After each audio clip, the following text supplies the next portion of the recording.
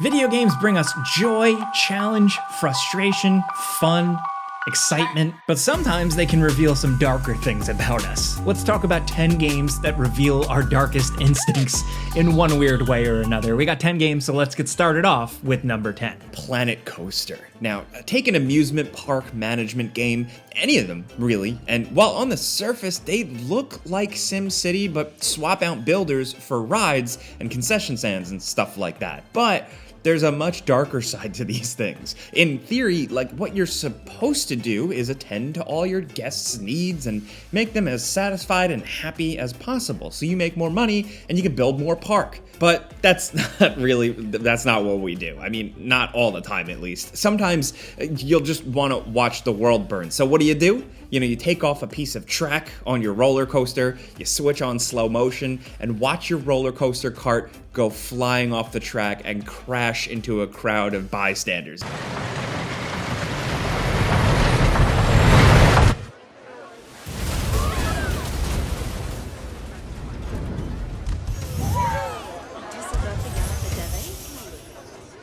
You've done it, you know it, you can admit it, it's okay, that's the point of this video. Roller coaster disasters are like half of the fun of these games, along with coming up with better and more elaborate systems of torture to make anyone who comes into your park miserable. Like, crank up the cost of using the bathroom to ridiculous amounts, make pathways around the park into long, winding mazes. You don't even need to make a coaster crash to kill the guests. Just make it so your coaster has such steep drops that the G-force will kill them. There are so many dark things you can do in some of these games simply because the simulations allow for it. The whole point is that you're supposed to avoid this stuff, but if the game didn't want you to kill the guests, why did they make the crashes so spectacular? Just saying.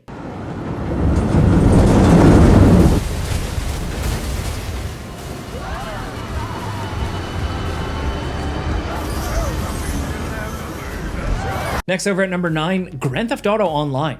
Take any competitive multiplayer game, and in some way, that game will do something that reveals the darker aspects of our nature. Add in a monetary component, and it'll only get uglier. As much fun as GTA Online can be, and how positive certain parts of it can be, like the entire GTA roleplay community that can be extremely welcoming, there is still a very toxic part of the player base, and those players are rewarded for their toxicity if you think about it, which only makes it kind of worse. The game is built on screwing other players, stealing from them, interfering with their operations, just being a complete jerk to everyone else around you, anyone you see in the city. And the worse you are, the more you're rewarded for it.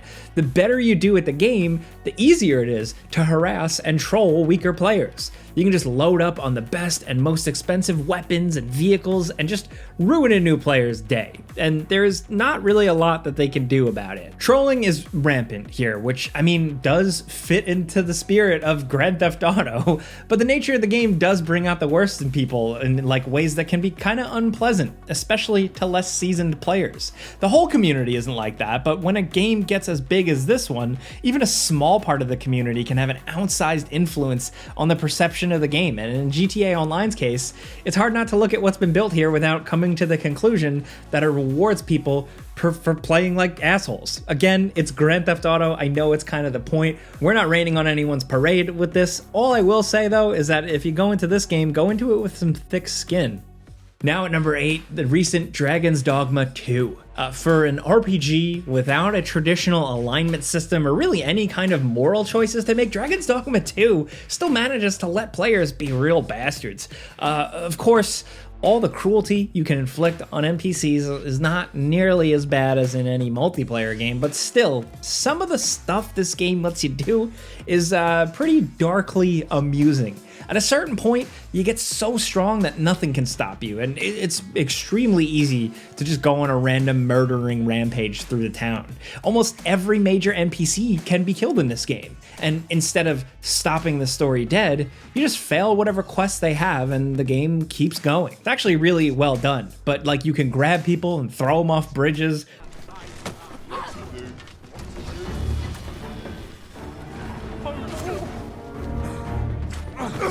I'll turn you into a pincushion. watch as they get slaughtered by monsters, or just complete a quest in the worst possible way. And the game doesn't care, and neither should you. That's what makes Dragon's Dogma 2 so unique. There's no real penalty for doing anything. Even killing can be reversed if you have a revival stone on you.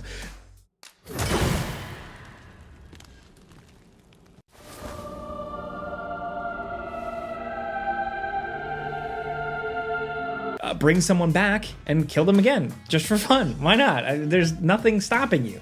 Getting out of prison is trivially easy here. Heck, a lot of the time the game rewards you just for being an outright jerk. The only way to get a Sphinx's final reward is to kill them, but this thing never actually attacks you. It just gives you riddles. So if you want to be a completionist, you literally just have to attack a peaceful creature out of nowhere to get the best rewards in this situation. This game doesn't just reveal our dark instincts, it kind of encourages them. And that's the point of this list. Now over at number 7, let's talk about Pal World. I mean, if you think for a second about it, the world of Pokemon is kind of messed up. The whole world is built around capturing wild animals and forcing them into fighting each other in life or death struggles. And why does everyone do it? Because it's fun, I guess. Obviously, there's more to it. Fans will argue about this, but Pokemon games are try to have this like squeaky clean, kid-friendly nature, but with even a second of thought, you start poking holes in that narrative and go, wait a minute, what are we doing here? And that's where Pal World comes in. It's essentially a parody of the Pokemon games in a lot of ways, where all the nasty stuff you imagined in your head, you can actually do with these little creatures. Now you're physically beating up little cartoon critters, you're capturing them in balls, and forcing them to work in your factories and manufacture weapons and build stuff for you. Yeah.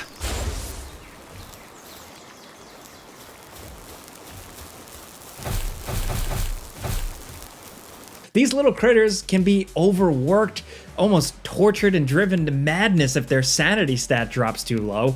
That's not even the end of it. Like, you can also capture humans and force them to fight and work for you, just as the pals. Pal World is Pokemon that rewards those darker instincts, mostly. It's still in your best interest to treat your pals right. The option to be evil is always there though, and you can really revel in it if you want to. If you still never checked this one out, it's still in early access, it's got a lot of work it needs, but it is fun. It went viral for a reason, it was a blast. People say it's Pokemon with guns, yes, but there's also a lot of interesting survival elements. So yeah, if you never checked out Pal World, check out it before you buy and jump in, and maybe you'll see the darkness that we saw here. Wow.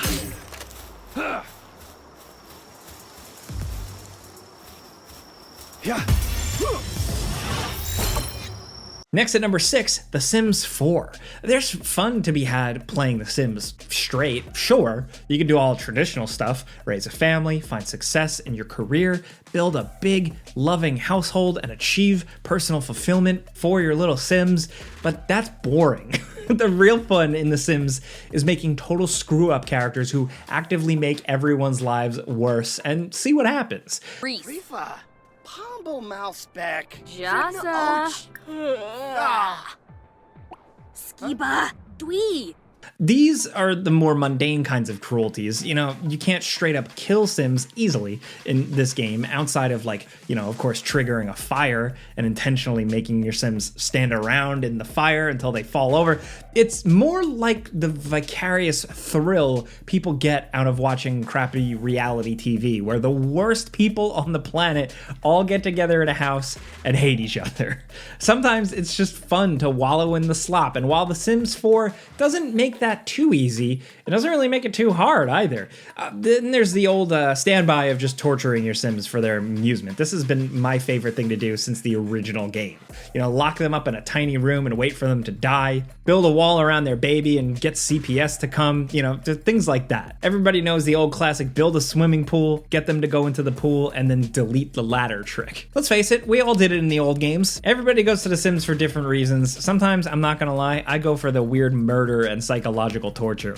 Next at number 5, there are a lot of RPGs that let you be pretty evil, kind of evil, sort of, but Baldur's Gate 3 is a game that really lets you just embrace the dark side. There's a ton of just completely irredeemably nasty things you could do in this game just for your own amusement. I mean, they let you lock the dog up forever. Who would do that? You don't even get anything in return. It's just there so you can do it, just to be a heartless bastard. There's even an entire origin where you can be a total psycho, the Dark Urge playthrough. This origin all but turns you into a serial killer, kind of, and it lets you either try to fight it or embrace it. And oh boy, it can get pretty grim if you fully embrace being evil. My ruined body yearns to reap death in this world.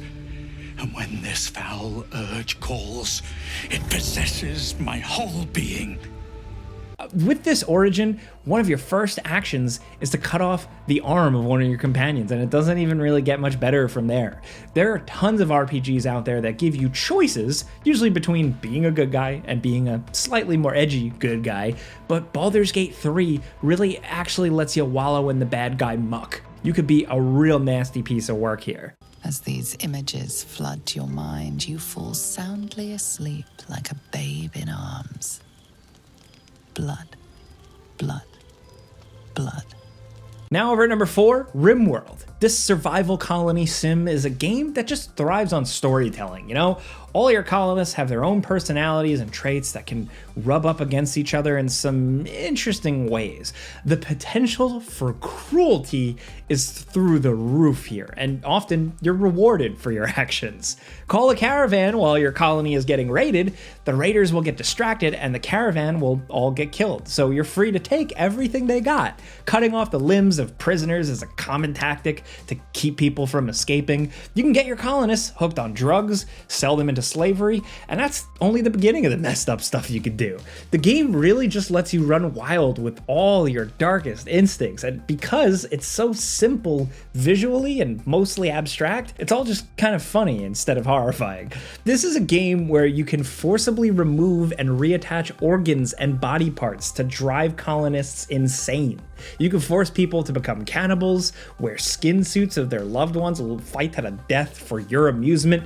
If all these guys weren't just geometric shapes on the grid, then this would all be pretty disturbing, but that's the joy of RimWorld. I mean, you're causing the most messed up things imaginable to happen, but it's kind of funny. Now at number 3, the NBA 2K series. So take any multiplayer modes in a mainstream sports game, be it Madden, FIFA, or NBA 2K here, and you'll see a game that brings out the worst.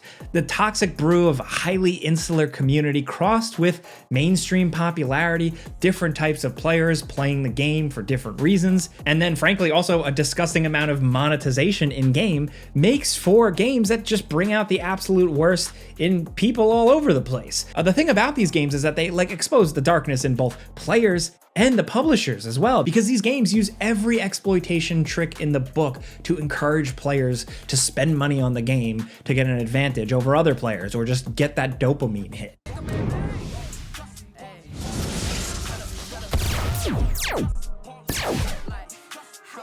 An essential part of these games' monetization systems is that if they want to hook in the whales, then they need a lot of bait to lure them in.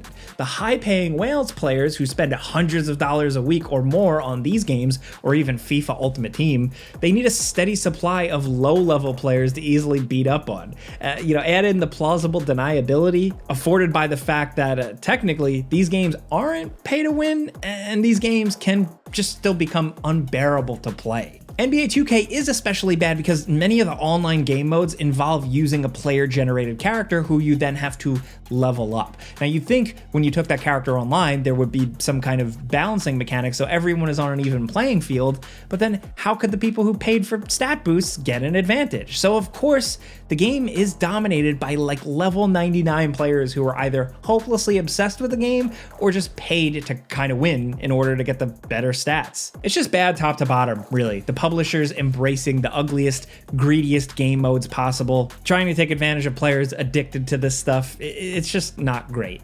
Now down at number 2, League of Legends. There's something about Dota-style games that just brings out the absolute worst in everyone that plays them. But it's not like a toxicity thing. It's not really their fault. It's just the nature of the game. Think about it. Long matches, a heavy reliance on teamwork, and the way many games can snowball in one team's favor leads to a game that can be unbelievably frustrating to play. Step 2.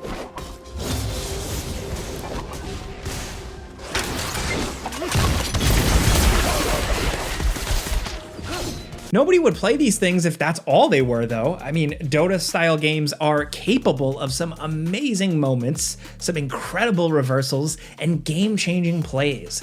This is the stuff that hooks people. When everything is clicking, these games are so much fun, but then like when they're not or you're losing, it can be pretty miserable. The style, the genre of game just feels like it's designed to get you angry eventually. And honestly, only someone with the patience of a saint will be able to continue playing without getting a little pissy in chat. But along with that, it also sells absurdly overpriced macro transactions like this newly revealed Faker Battle Pass bundle that they're selling for around $450. Look, we're not gonna judge people, tell them how to spend their money, but like spending $450 on this stuff, that's dark. But really, again, it's the publishers that are offering them in the first place that I think is worse. Now down at number 1, believe it or not, Monopoly Go. What could possibly be dark about Monopoly Go? I mean, it's just Monopoly, right? Now, at the time of making this video, this game is the most popular mobile game on the market. Even if you've never heard of it, it's huge. It's generated over $2 billion in revenue in just its first 10 months. It sounds like a happy little success story, but if you've actually played the game, you know that there's more to this story. I mean, come on, it's a mobile game. The game uses every dark pattern trick in the book to hook unsuspecting players in and keep them hooked, using all the most manipulative tactics imaginable. There's barely even a game here. It's got more in common with like a slot machine than a game you play. It's all just a bunch of bright lights flashing on screen to encourage people to keep playing. It's the most blatant example of like a Skinner box. You're literally just pressing the button and getting treats, except instead of actual treats, you instead get a remarkable simulation. That is to say nothing. It'd be laughable if it wasn't so effective. It's clearly working. That $2 billion didn't come from nowhere. It came from people putting money into this slot machine. We bet casinos are kicking themselves right now. Like, how could we have a slot machine that you just put money into and it'll never pay out this whole time? This dirty little secret to these types of mobile games is that gameplay gets in the way of the monetization. Anytime people are actually, playing the game, they're not spending money. And it seems statistically, some people just want to spend money. They want to pull the slot machine lever because, I don't know, they're hooked. They think they're going to win. They just don't know it. I don't know. Again, we're not going to judge you, how you play, how you spend your money, but we wanted to shed some light on this game because it's not really brought up enough. So those are 10 games that bring out some of our darkest instincts, whether it's frustration with a multiplayer game, a little toxicity, some bad microtransactions, games that just let you be an evil villain. There are a ton more examples out there in the world, so if you got any, let us know. We'd love to hear from you in the comments. Be evil. If you like this video and you like talking games with us every single day, clicking the like button's all you gotta do. It really helps us out. But if you're new, thanks for watching, and we'll see you guys next time.